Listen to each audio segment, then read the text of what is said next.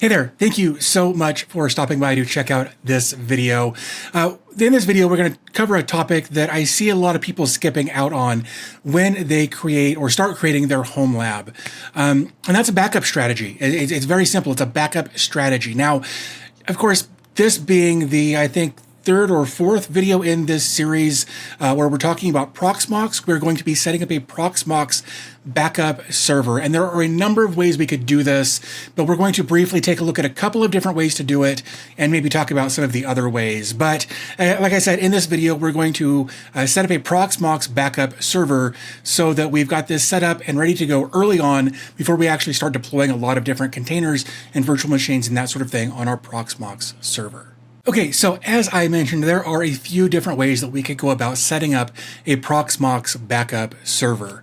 If you've got, I don't know, maybe, an old mini PC laying around, you could throw a couple of terabytes of hard drive space in that and have a dedicated piece of hardware for your backups, which is absolutely a great option. Sorry, cat's leaving there.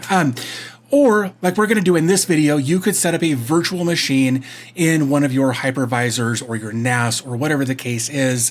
In this video, we're going to forego the dedicated hardware route. I know that hardware can be expensive, so we're going to use hardware we already have laying around. In this case, we're actually going to take a look at setting up a virtual machine in both Proxmox as well as a Synology device so that we can kind of see how similar the process really is on both of those different setups. So I think with that out of the way, kind of that little intro, I think what we're going to do first is actually take a look at our Synology setup. We're going to do this on the Synology NAS.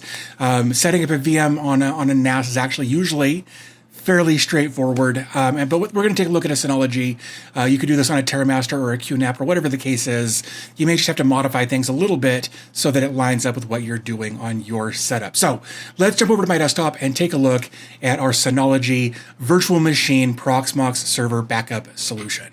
Okay, so the first thing we need to do is actually download our Proxmox Backup Server ISO, basically what we're going to use as the installation media for our virtual machines. So what we're going to do is come over here to proxmox.com, and then right here in the middle of the page, you can get more information about Proxmox Backup Server version 3.2, which is the new version it looks like.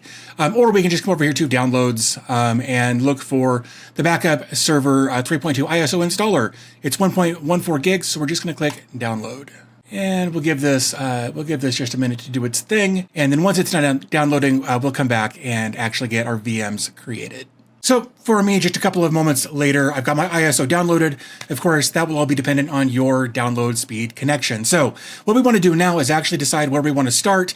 As I mentioned, we're going to start with my Synology setup. So let's jump over to my Synology NAS right here. This is Jarvis. This is a device I've had for years.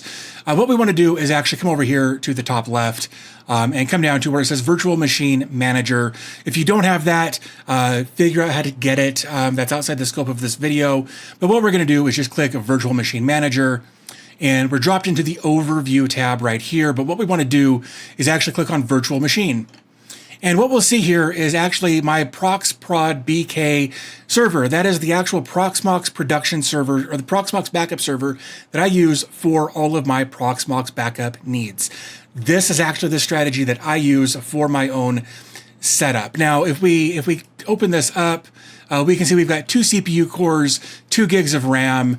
I've given it 128 gigs for the operating system, which is way overkill.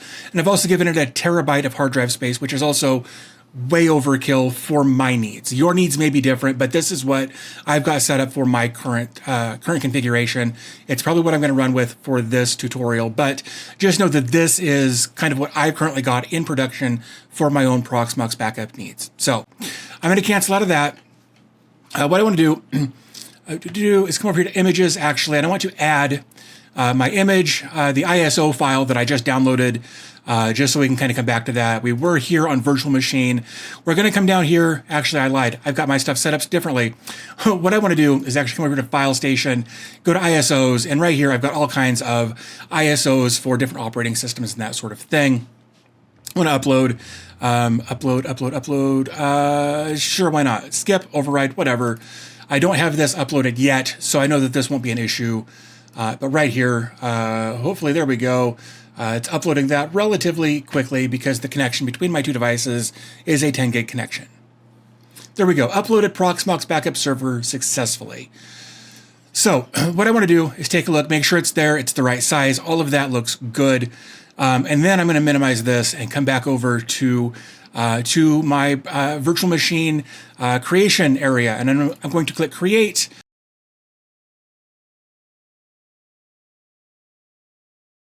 I'm going to select Linux because that's what Proxmox is. If we were doing a Windows server or a Windows 10 or 11 or whatever VM, we would select Windows. But for the sake of this, we're going to select Linux. I'm going to click Next. I'm going to put it on this storage. That is perfectly fine. And click Next. So I'm going to call this Zima Prox BK, just so I know exactly what it is when I come here to look at it. Again, I'm going to give it 2 cores. And I'm going to give it 2 gigs of RAM because that is way more than I will need for this setup. You will want to choose something that is adequate for your backup needs. All of this other stuff here is fine for what I'm doing. So my first disk, again, I'm going to set it at 128. And I'm going to add another disk here, and I'm going to call this 1024 also, so that I've got a terabyte of storage for my backups and 128 gigs for my Proxmox backup server installation media. Again, 128 gigs is way overkill, but it's just where I do things here. So I'm going to click Next. My network, I'm just going to say the default VM network. You could do, if you've got other VMs that make more sense for you, that's fine. But I just want a direct network attached setup here. So I'm just going to do the default VM network and click Next. The ISO here, if I had put it over here in images, they would show up here. Because I keep my ISOs in a different folder, I'm going to click Browse and I'll go to ISOs. And then I'm going to find Proxmox Backup Server. It's this one. I can tell just by the size, but it is a version 3 instead of version 2. So that's what we're going to use here. And I'm going to click Select. Additional is going to be, I don't need an additional ISO here. Auto start, yes. Basically, if you're, you want to set this to yes so that if your NAS shuts down, reboots, whatever, when it comes back up, this virtual machine will automatically come online and won't interrupt your backup schedule. So that's what we're going to do here. Everything else here is fine based on my experience. So I'm going to click Next. Now you want to give it credentials for, or you want to decide which users will have credentials, not necessarily credentials, but access permissions, whatever, to deal with this. I'm just going to use my user account because that's what I do. You could use a different user. You could have a backup user, which is probably more secure if I'm completely honest.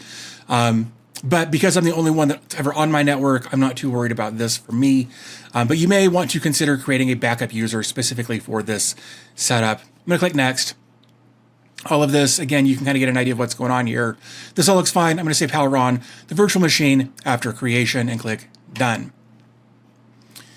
So we're going to give this a second. It's creating, so I'm just going to highlight it. And then once it's created, once this connect here is available, I'm going to click that. I want to just connect. Why didn't it do that? There we go. That was weird. Okay, so here we are. We're just going to go ahead and hit enter because we're going to do a graphical install just so we've got the graphical user interface for this setup. Now, at this point, everything between whether we do this on our Synology device or if we do it on a on bare metal or another VM or whatever the case is, this part moving forward is going to be the same for everyone. So at this point, what we're going to do is we're actually going to pause here. Then we're going to talk about setting this up on, say, another Proxmox server for a VM. And then we're going to come back and actually run through this installation process because, again, this part is going to be the same across the board, no matter whether you're doing this on bare metal or a VM. So let's jump over and take a look at setting up a VM in a Proxmox configuration just for the giggles of it. And then we'll come back and actually set up not only our backup server, but we'll set up our Zima blade to back up to this server. Okay, so this is my new HL15. You can actually see it right there with my face on it and whatnot. I'm still doing some testing with this, so this is definitely not going to stay in production for my needs. But I just wanted to show kind of the process of setting up a VM here, again, with the Proxmox Backup Server software on it. Now, the other thing that I need to mention here, because I actually had somebody comment on this, or leave this comment recently.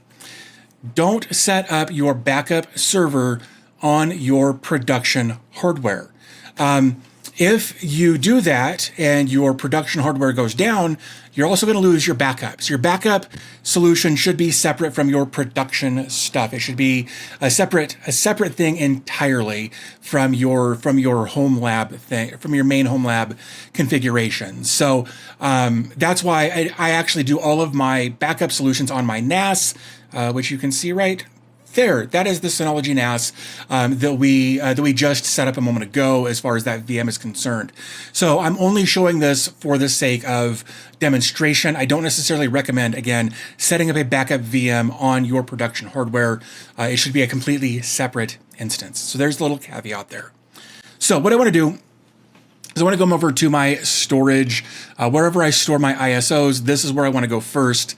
So I'm going to do that. I'm going to click my local right here, and I can come here to ISO images. Now, yeah, so I think, yeah, that's what we want to do. So we're just going to upload our ISO again. Proxmox Backup Server, all of this is fine. I'm going to click upload. Again, I love having that 10 gig connection between the devices. Obviously, I'm not saturating that, but it's going pretty quick, so I'm happy with that. Cool. So our task is okay. That means the file has uploaded. Everything there is good.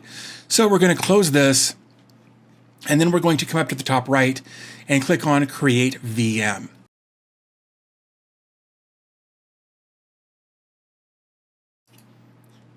So I'm going to call this Zima Prox BKHL15, just because I need it to be named something different. So my OS over here, I'm going to select my local storage because that's where I uploaded my ISO for Proxmox. And then I'm going to do Proxmox Backup Server 321 because that's the version number it happens to be. So I'm going to select that. All of this other stuff is fine. Don't need to mess with any of this. I do need to, however, change some of this. 32 gigs is probably fine there. I'm going to do, again, 128, and my storage is just going to be on my main storage volume there. Of course, you can manipulate that for your needs. You can switch this from iSCSI to IDE or SATA or whatever. For the sake of simplicity, I'm just going to leave all of this the same because it's all hard drives, and I don't want it to... Anyway, it's fine. What I'm going to do next is click Add. I'm going to select the second option here, and this is where I'm also going to give it a terabyte of hard drive space. But again, I'm going to put that on my storage 1 storage pool because that's what I named it, storage 1. So once I'm happy with all of this, I'm going to click CPU. Again, I'm going to give it 2 cores for my memory. I'm going to give it 2 gigs. That's what it defaulted to, so that's cool. My network, this is fine. Just make sure that you've got connectivity to this device from your other devices. And then once you're happy with that, you can click confirm, and I'll click finish and give this a second to do its thing, and then I'll manually start it up. You could have also clicked boot after creation or whatever that checkbox was, but I didn't, so here we are. So what I'm going to do is I'm going to click right here. I'm going to go to console, and I'm going to click start. We're going to give this a second to do its thing. And there we go. So here we are. Now we're back to our Proxmox Backup Server installation. Again, I'm going to select graphical, and then we're going to jump into the actual installation process here. Okay, so at this point, we've downloaded our backup ISO from Proxmox's website, and we've actually configured 2 different virtual machines. And the reason I wanted to break those up and start here is because, as I mentioned earlier, whether you're doing this on bare metal or a virtual machine or whatever, this process will be almost exactly the same across the board. It's just that initial setup process is a little bit different. So what we're going to do now is actually go through the installation process of setting up Proxmox Backup Server. And then once we're done with that, we're going to come back over to our Zima Blade Proxmox server and actually get it set up to back up to one of our new backup servers. So let's jump back over to my desktop and take a look at configuring our backup solution here. Okay, so we're back on my Synology virtual machine. Again, this is the one I am more likely to keep in place because I've got a lot of other content to create with this HL15 before I commit to anything. So this is our Synology, our NAS. This is the one that we set up originally, I guess is what I'm trying to say here. So we've got our EULA, our end user license agreement. Make sure to read it, and if you agree, click agree, and if not, I guess find a different backup solution. So we're going to click I agree. Here we're going to select our hard disk for our Proxmox Backup Server operating system drive. Now, if we take a look, we've got 128 gigs and 1 terabyte. As I mentioned earlier, the 128 gig is meant for the operating system, so that's the one we're going to select and click next. Country, United States, time zone is close, but I'm going to go to Denver because that's even closer. And I'm going to, of course, adjust all of this to your needs. So I'm going to click next. I'm going to give it a password. And then I'm going to also give it an email address. And then I'm going to click next. Cool. It actually filled all of that in correctly. Yay. I've had issues with Proxmox 8 giving me bogus information here. So I'm actually really glad to see this. I don't mind that, actually. I'm going to do this. I'm going to call it Zima PBS.LAN. It doesn't matter.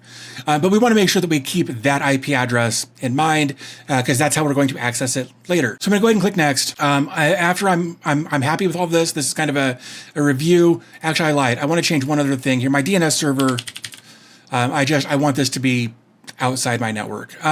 It's fine. So I'm going to go ahead and click next. And then, again, automatically reboot after successful installation. Cool. Let's do that and click install. So we're going to give this a few minutes to do its thing. And then once it has gone through all of this, we'll come back and take a look at configuring the rest of our storage in the Proxmox backup server. And then we'll actually get our Zima Blade Proxmox server backed up to this backup solution. Okay, so now it's saying that it's done. I didn't hit the record button in time there. It said it was done. It said that it's done, if I could get my words out. And now that it's going to go ahead and reboot. Cool. So now it's saying, hey, let's boot into that. And of course, these first boots after installing an operating system, whether it's Linux, Windows, whatever, usually take a few minutes or a few moments, I guess is a better way to put that. They take a few extra moments to boot up for the very first time. So once this has booted up, then we can get logged in via the browser. I mean, we're there already, but we're going to get over to the actual browser window versus the virtual terminal here, and then we'll go ahead and get everything configured.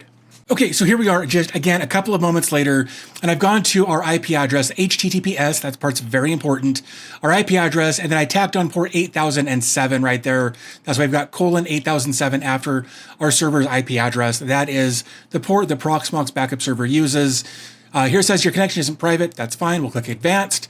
We'll click proceed. And then we'll type in the username of root and the password that we gave it when we set up our server. So it says you don't have a valid subscription. That's fine. We're just going to go ahead and click OK here. The next thing that I want to do is actually set up our storage. So what I want to do is come over here to storage and disks.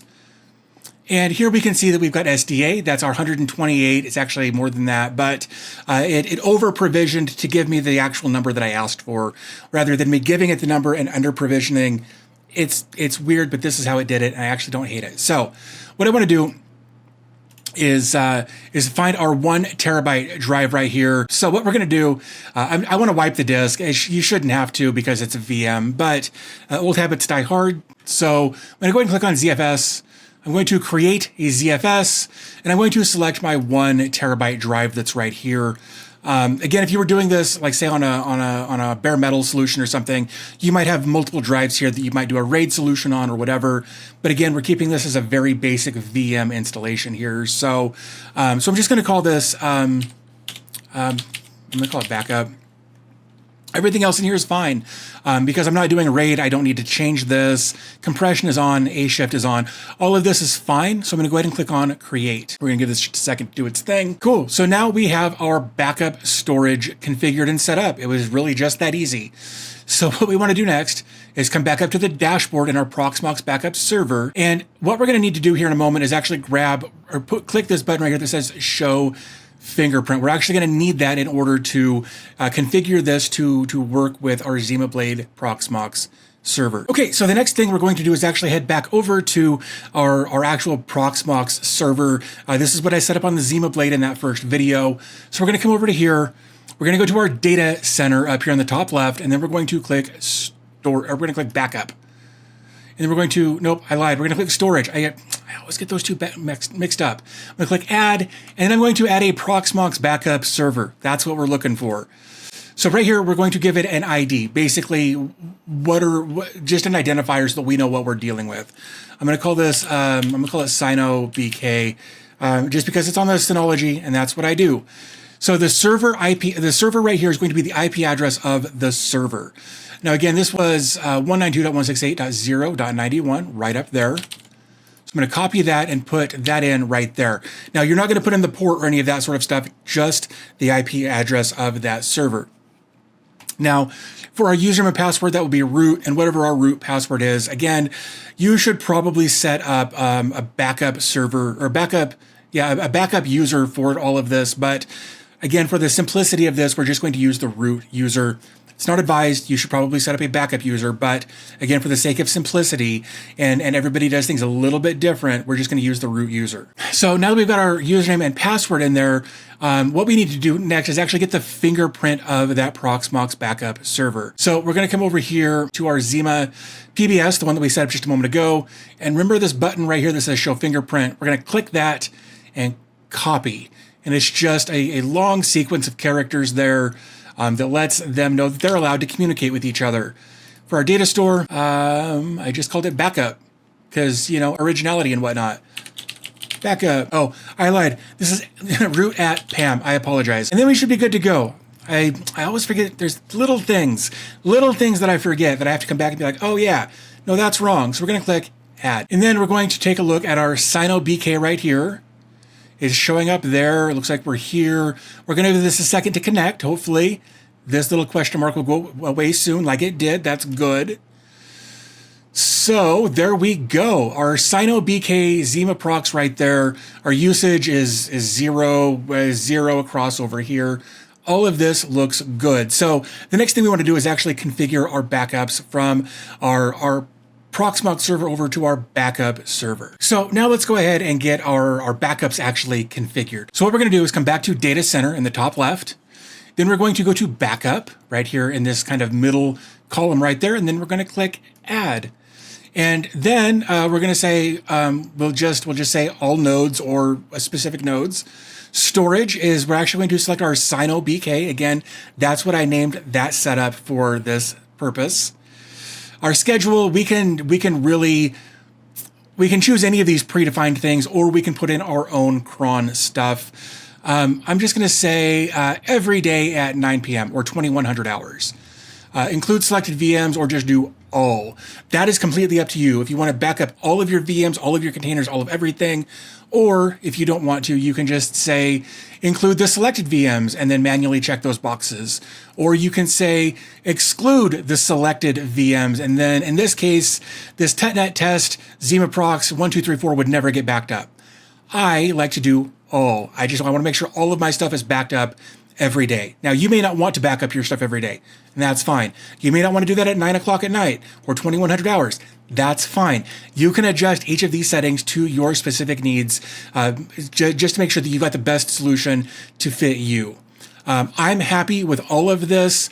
Snapshot, suspend, stop. I like to do snapshots. That's just how I've always done it.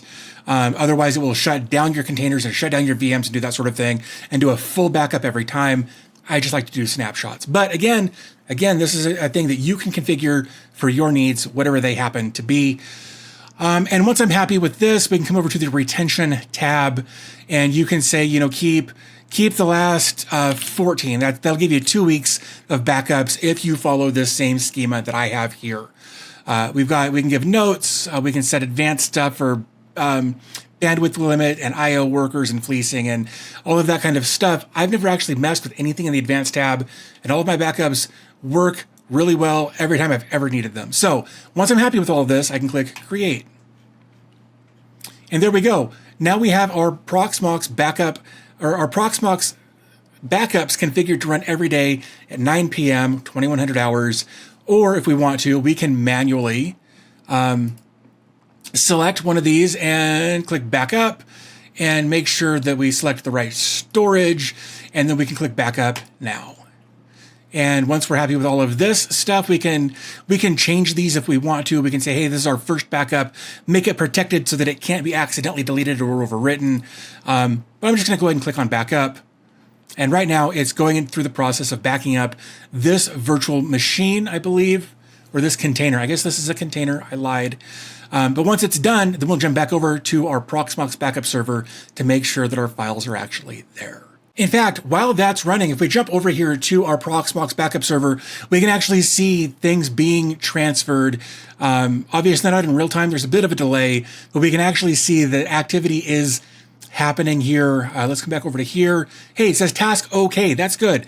That means if we come back over to our Proxmox server and go to content, we're on data store backup and click on content, right there is that container that we just backed up from our Proxmox server. Now there's one other thing that I want to take a look at on this before we wrap up this video, right?